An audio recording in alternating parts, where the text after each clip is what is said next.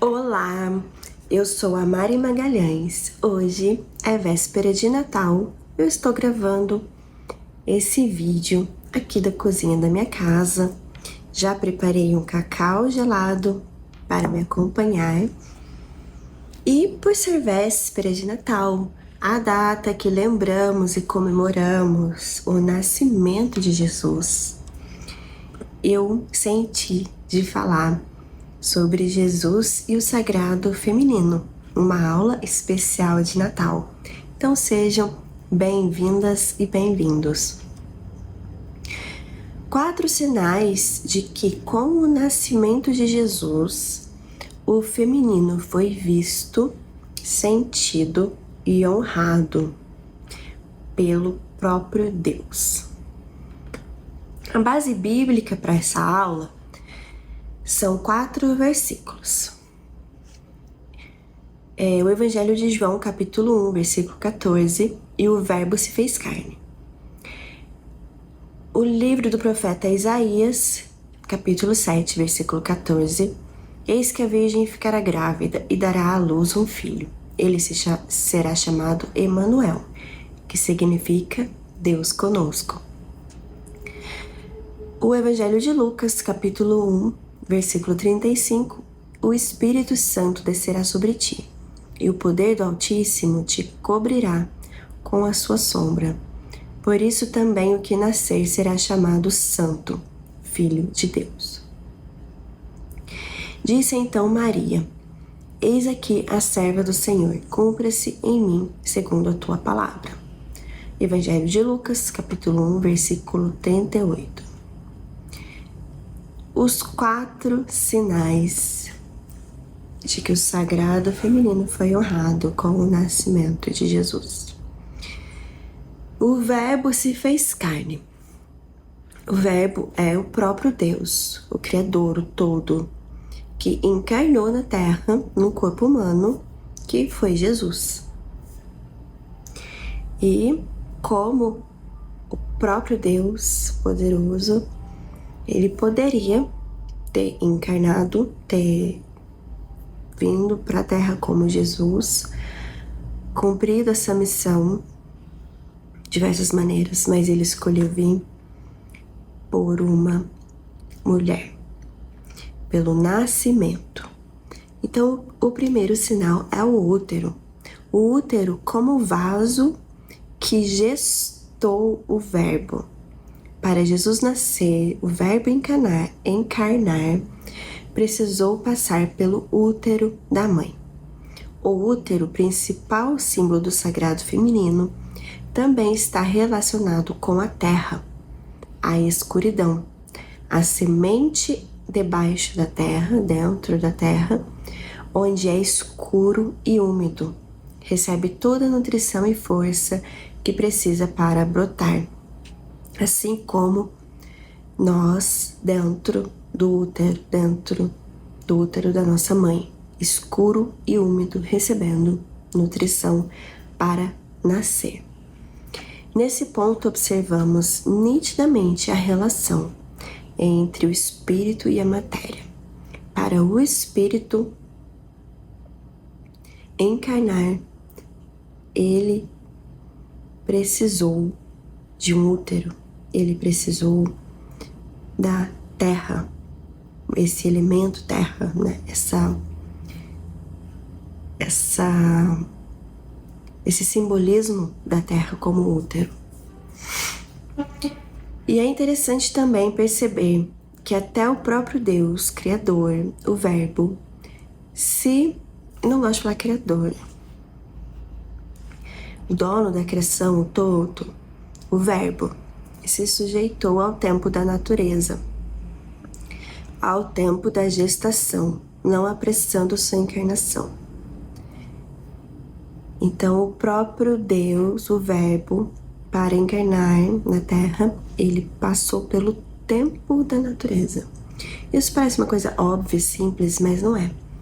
Porque nós estamos acostumadas a seguir um tempo que foi nos ensinado.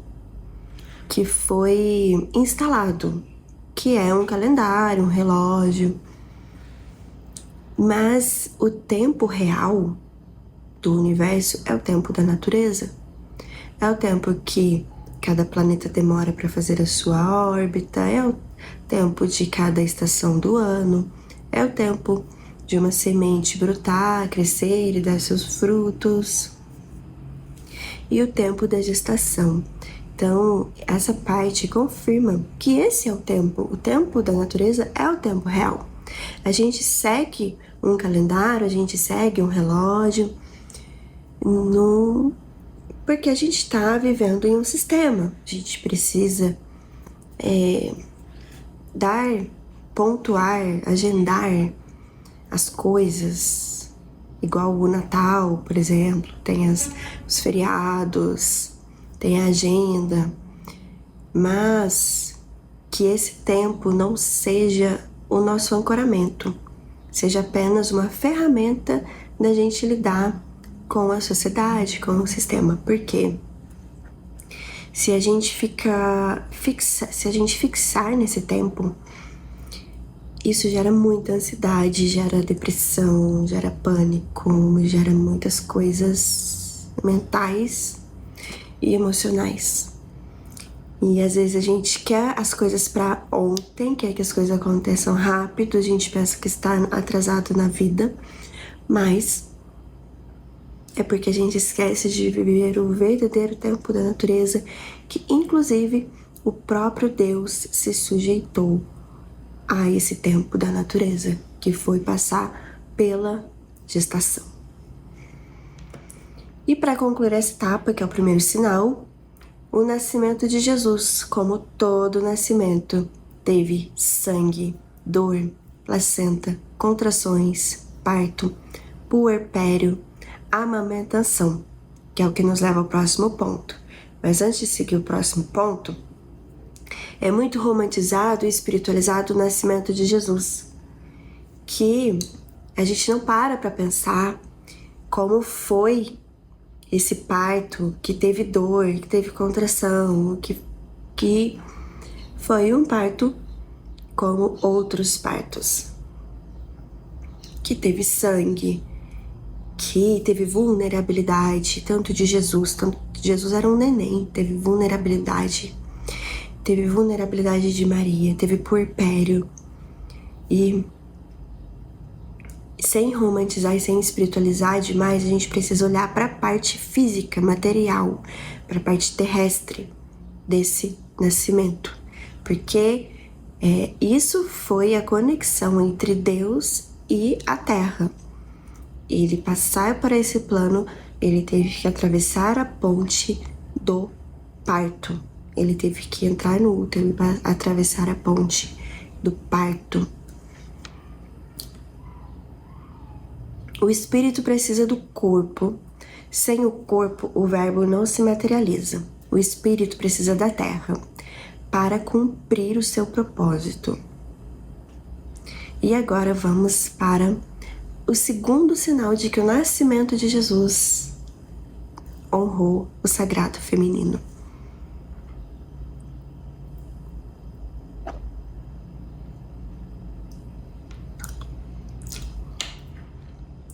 O segundo ponto são os seios. Vou até ajeitar aqui os meus. Os seios, que também são o símbolo do sagrado feminino. É o sagrado que chega na frente, são os nossos seios. É o que nutre, que produz leite, que amamenta. Jesus não chegou pronto. Ele não só foi gestado, mas ele foi nutrido, amamentado por uma mulher. A mãe. O leite materno é, sem dúvida, a primeira fonte de nutrição que o inconsciente se lembra. Essa frase foi dita por Jung. Não sei se foi dita exatamente assim, mas é uma frase de um estudo de Jung, que fala sobre o inconsciente. Então, o leite materno é, sem dúvida, a primeira fonte de nutrição que o inconsciente se lembra. Primeiro, Jesus foi nutrido por uma mulher, pela mãe. para depois nutrir o mundo com sua palavra e seu amor, e seus ensinamentos e a sua presença. Mas ele recebeu a nutrição da mãe, dos seios da mãe, que produziram o leite, que amamentaram. Essa aula não vamos aprofundar tanto nisso, mas o simbolismo do amamentar, o simbolismo do leite, da nutrição, do leite materno, é muito profundo no nosso inconsciente. É muito profundo na nossa vida, nas nossas questões. Vale a pena olhar para isso. O terceiro sinal é a mãe, Maria, escolhida para gestar o Verbo, se entregou à vontade de Deus, mesmo sabendo os desafios sociais e legais que enfrentaria por não ser casada. A virgindade representa também a integridade de Maria, aquela que permanece firme na sua fé, nas suas convicções, nos seus valores, mesmo diante de desafios, aquela que não se quebra, não se deixa levar pelas condições adversas. Antes de ser mãe, ela era mulher, com sonhos e planos. O primeiro sacrifício foi de uma mulher, que abdicou de si mesma para ser mãe. Virgem, não casada, mudar completamente o rumo da sua vida, baseada na fé. Assim como todas as mulheres abdicam de suas vidas, rotina, hábitos, vontades, quando se tornam mães. Então, antes de ser mãe, Maria era uma mulher. Você que é mãe, antes de ser mãe, você é mulher. Você tem seus desejos, você tem as suas vontades, seus hábitos, e você sacrifica muito em prol da gravidez, em prol do seu filho, até que ele tenha maturidade e você consiga retornar para si. E Maria, mesmo sabendo de tudo que ela ia passar, mesmo sabendo das implicações por ela não ser casada e engravidar, e como isso afetaria não somente ela, mas a sua família, as pessoas próximas a ela, ela foi firme na sua fé, ela foi firme nos seus valores, no que ela acreditava, na sua convicção. E ela disse: eis-me aqui, a sua serva. E essa mulher é uma mulher, Maria, que sacrificou a sua vida para se tornar a mãe Maria, a mãe de Jesus, Virgem Maria. Jesus se sacrificou na cruz. Para que isso fosse possível, inicialmente houve o sacrifício de Maria, mulher, para se tornar a mãe Maria. Quarto sinal do sagrado feminino presente no nascimento de Jesus é a estrela. Os 3 reis magos, e eles eram chamados de magos porque eles tinham conhecimento sobre astrologia e conseguiam interpretar as conjunções dos planetas. E assim seguiram a estrela até a localização onde estava Jesus. Eles não sabiam onde Jesus estava, eles não tinham um mapa. Eles foram guiados pela estrela, chamada Estrela de Belém. Aí é puramente feminino, porque você tem um GPS, uma rota traçada, uma coisa ali, o preto no branco, um racional, assim. Para sair de um ponto e chegar a outro, é totalmente racional, é totalmente masculino, né? Energia masculina, a energia mais racional. E seguir uma estrela é uma energia totalmente feminina. porque é intuitivo, é sensitivo, é tudo menos racional. É sabedoria. E sabedoria sobre os astros, sobre as estrelas. E, para quem não sabe, a estrela de Belém que os 3 reis magos seguiram era Vênus. Nós conseguimos ver o planeta Vênus no céu como uma estrela brilhante. Vênus é chamada de a estrela matutina porque ou você consegue ver ela no céu antes do nascer do sol, ou estrela vespertina, que ela aparece logo depois do pôr do sol, dependendo da estação que a gente tá, da localização. E essa estrela, sendo Vênus, é um sinal muito claro que o nascimento de Jesus traz esse feminino. Por quê? Vênus é o planeta feminino.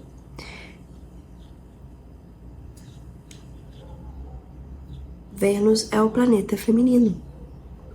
É o planeta praticamente do sagrado feminino, vamos dizer assim. E eles seguiram essa estrela, que é o planeta Vênus, que é um planeta feminino, da energia feminina. E seguir a estrela é uma coisa tão poética, tão intuitiva, tão sensitiva, de tanta sabedoria, que isso transborda a energia feminina. Transborda, não tem como não perceber isso. E se fosse uma coisa masculina, eles seguiriam o Sol, por exemplo, que é uma energia masculina. Como eu disse, seria racional, seria um mapa, seria uma coisa certeira.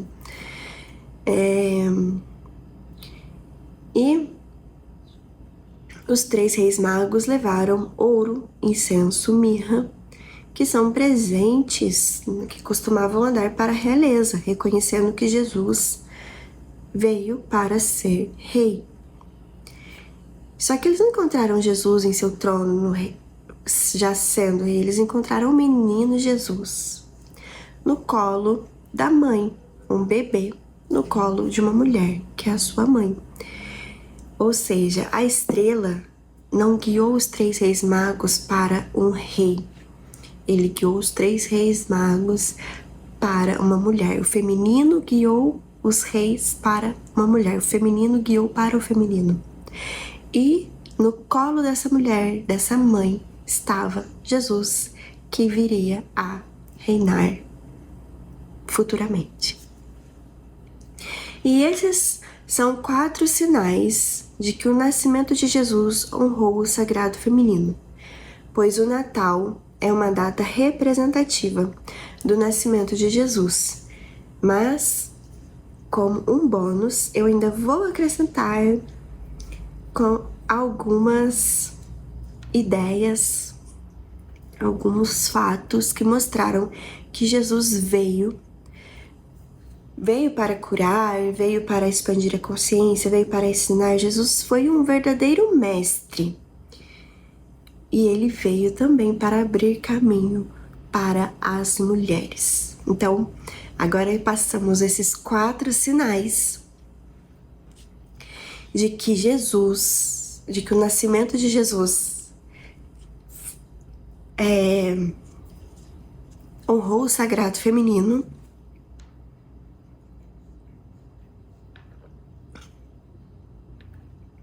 Vimos esses 4 sinais que Jesus honrou o sagrado feminino, que o nascimento de Jesus honrou o sagrado feminino, ou melhor, os 4 sinais do sagrado feminino no nascimento de Jesus, que a gente não para refletir, não para pensar. E agora um bônus, que Jesus abriu o caminho, o mestre Jesus abriu o caminho para as mulheres, entre todas as coisas que ele fez, todos os milagres, todas as bênçãos, os ensinamentos, as curas, ele também abriu caminho para as mulheres.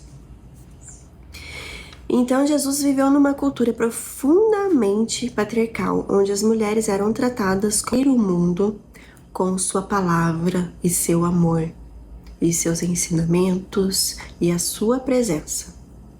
Mas ele recebeu a nutrição da mãe, dos seios da mãe, que produziram o leite, que amamentaram. Essa aula não vamos aprofundar tanto nisso, mas o simbolismo do amamentar, o simbolismo do leite, da nutrição, do leite materno, é muito profundo no nosso inconsciente. É muito profundo na nossa vida, nas nossas questões. Vale a pena olhar para isso. O terceiro sinal é a mãe, Maria, escolhida para gestar o Verbo, se entregou à vontade de Deus, mesmo sabendo os desafios sociais e legais que enfrentaria por não ser casada. A virgindade representa também a integridade de Maria, aquela que permanece firme na sua fé, nas suas convicções, nos seus valores, mesmo diante de desafios, aquela que não se quebra, não se deixa levar pelas condições adversas. Antes de ser mãe, ela era mulher, com sonhos e planos. O primeiro sacrifício foi de uma mulher, que abdicou de si mesma para ser mãe.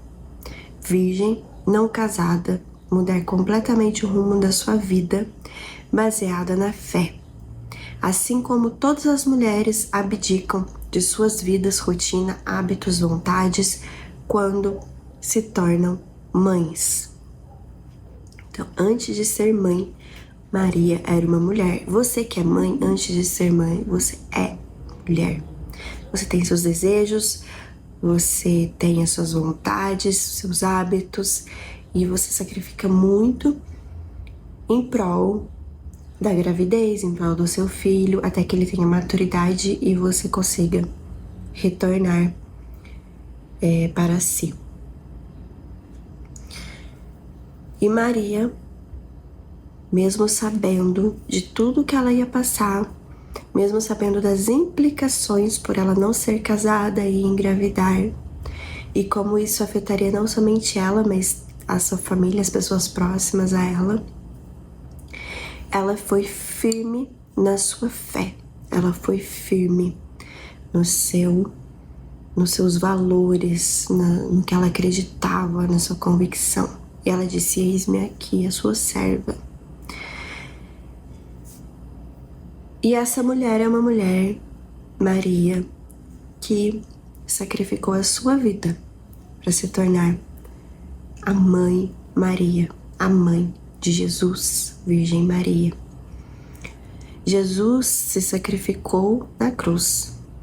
Para que isso fosse possível, inicialmente houve o sacrifício de Maria, mulher, para se tornar a mãe Maria. Quarto sinal do sagrado feminino presente no nascimento de Jesus é a estrela. Os 3 reis magos, e eles eram chamados de magos porque eles tinham conhecimento sobre astrologia e conseguiam interpretar as conjunções dos planetas. E assim seguiram a estrela até a localização onde estava Jesus. Eles não sabiam onde Jesus estava, eles não tinham um mapa. Eles foram guiados pela estrela, chamada Estrela de Belém. Aí é puramente feminino, porque você tem um GPS, uma rota traçada, uma coisa ali, o preto no branco, um racional, assim. Para sair de um ponto e chegar a outro, é totalmente racional, é totalmente masculino, né? Energia masculina, a energia mais racional. E seguir uma estrela é uma energia totalmente feminina, porque é intuitivo, é sensitivo, é tudo menos racional. É sabedoria. E sabedoria sobre os astros, sobre as estrelas. E, para quem não sabe, a estrela de Belém que os 3 reis magos seguiram era Vênus. Nós conseguimos ver o planeta Vênus no céu como uma estrela brilhante. Vênus é chamada de a estrela matutina porque ou você consegue ver ela no céu antes do nascer do sol, ou estrela vespertina, que ela aparece logo depois do pôr do sol, dependendo da estação que a gente tá, da localização. E essa estrela, sendo Vênus, é um sinal muito claro que o nascimento de Jesus traz esse feminino. Por quê? Vênus é o planeta feminino.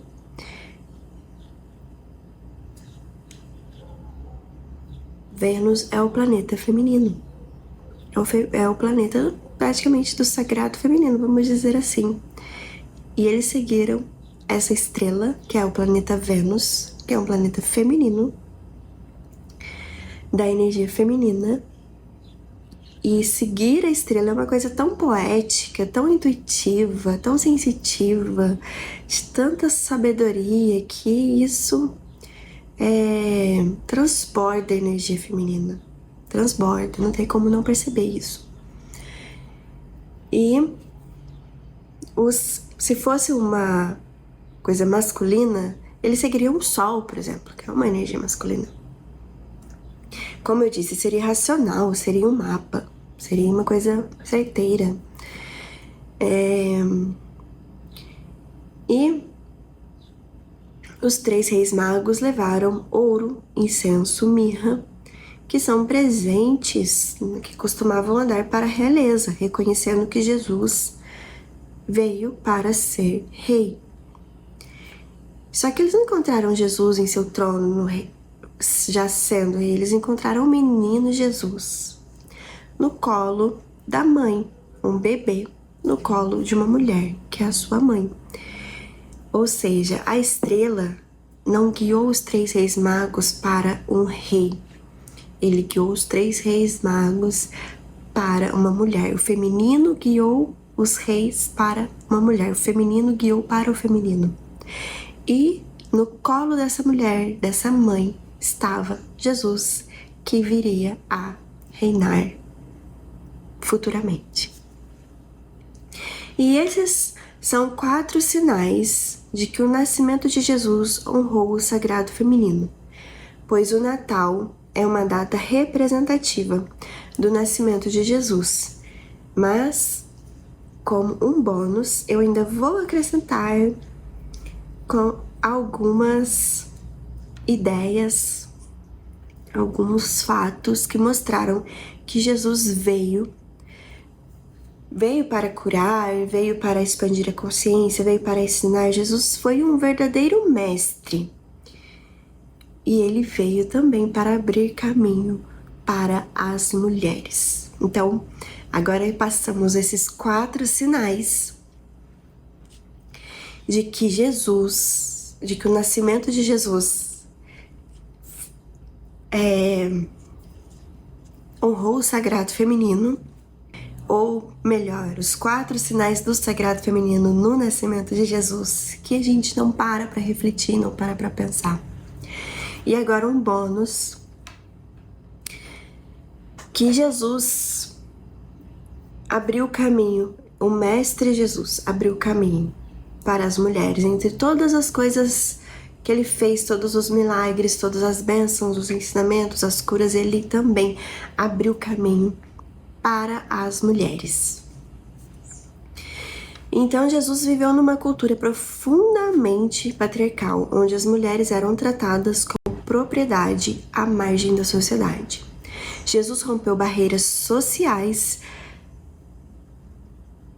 religiosas e de gênero devolvendo às mulheres dignidade e protagonismo. Então vamos começar pela mulher samaritana, baseado no Evangelho de João, capítulo 4. Jesus quebra as barreiras étnica de judeu versus samaritano, de conversar com uma estrangeira, e a barreira do gênero, que era uma mulher.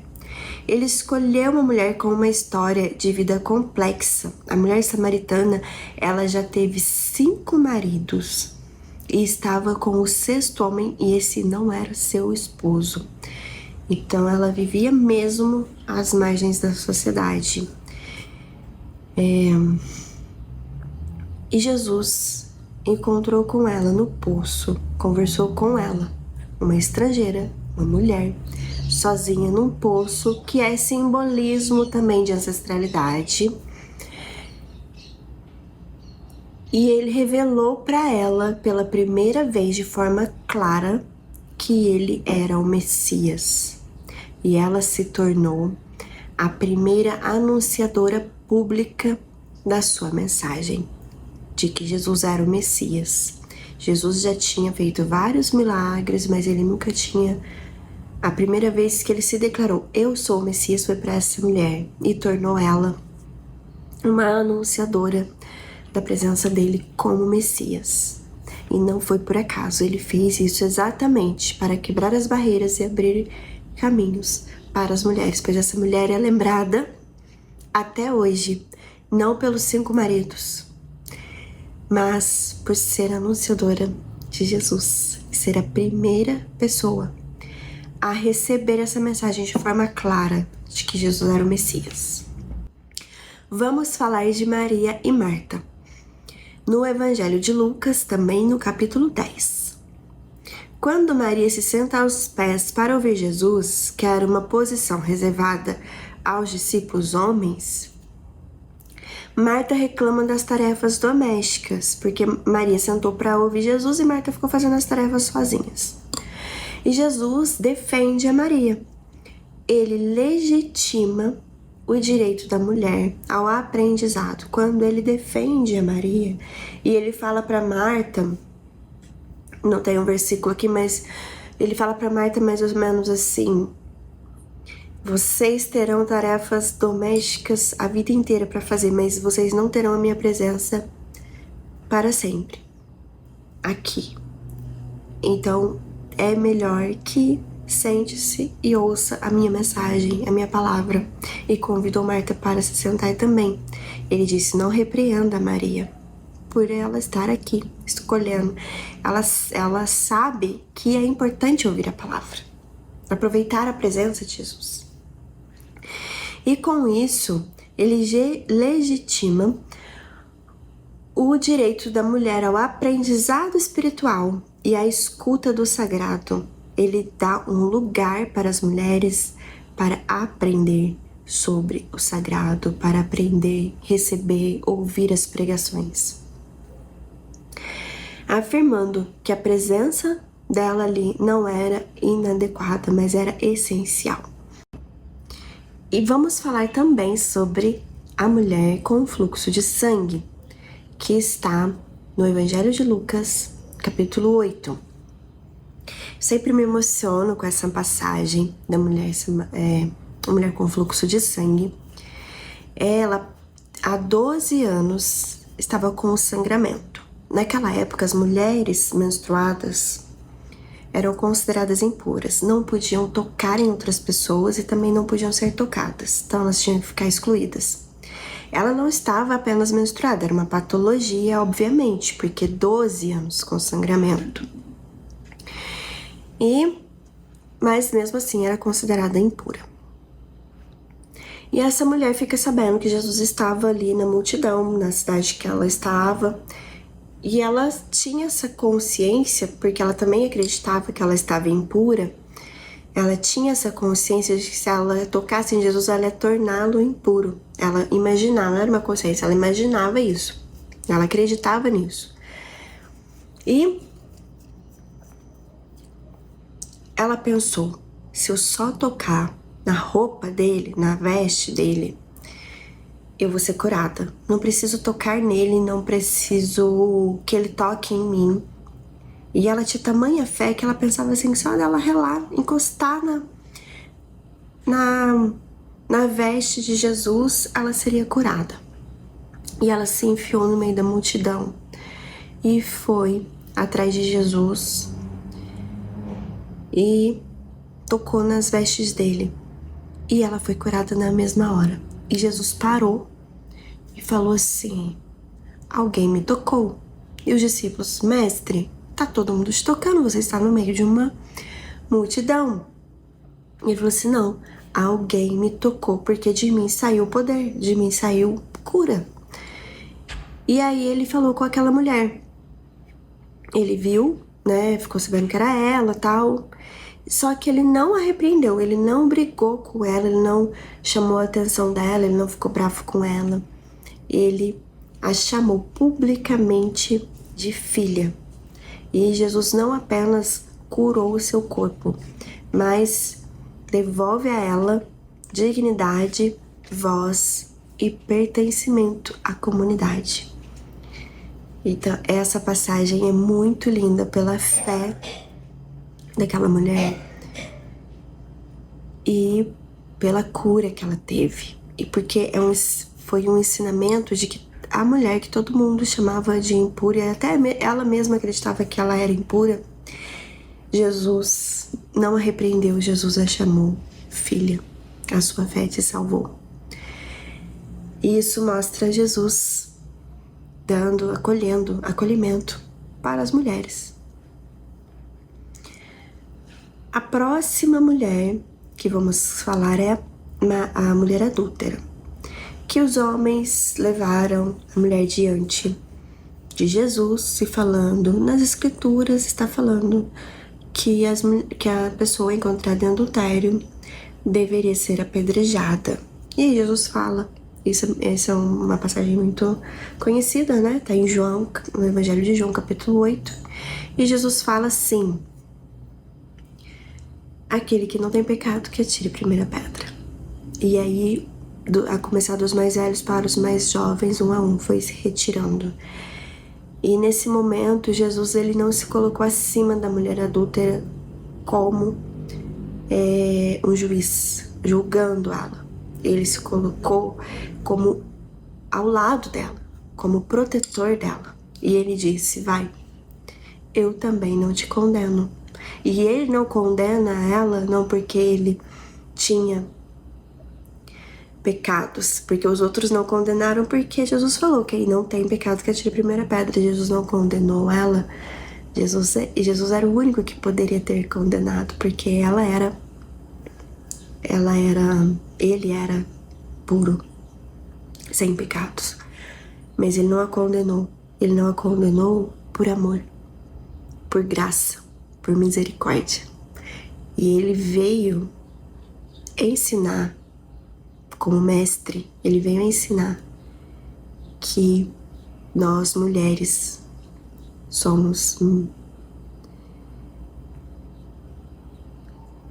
podemos receber a graça, a misericórdia e a cura de Jesus. Independente se o mundo fala pra você se você merece ou não, se você te julga ou não. Jesus, ele não julga, ele ama, ele protege. Claro que as mantenedoras, as mulheres que acompanhavam Jesus e seus discípulos, que também está no Evangelho de Lucas, capítulo 8, o ministério de Jesus foi sustentado pela força e pelos recursos femininos das mulheres como Maria Madalena, Joana, Susana e outras que não citam os nomes. Elas não eram apenas assistentes, mas pilares de logística e do financeiro do ministério de Jesus, da obra de Jesus e de seus discípulos. Elas eram mantenedoras, elas eram a base. Jesus confiava nas mulheres. Ele dava cargos para as mulheres. E isso foi uma ruptura época, naquela cultura, e é uma ruptura até hoje. Pra gente sentir que a gente tem as nossas habilidades, o nosso intelecto, nós temos o nosso papel no ministério de Deus, que não é dentro, não é necessariamente uma igreja, mas é o servir a Deus, o servir o todo, estar no fluxo com o todo aqui na Terra. E pra gente finalizar, Maria Madalena, que foi descrita como alguém de quem Jesus expulsou 7 demônios e tornou-se uma das seguidoras mais fiéis.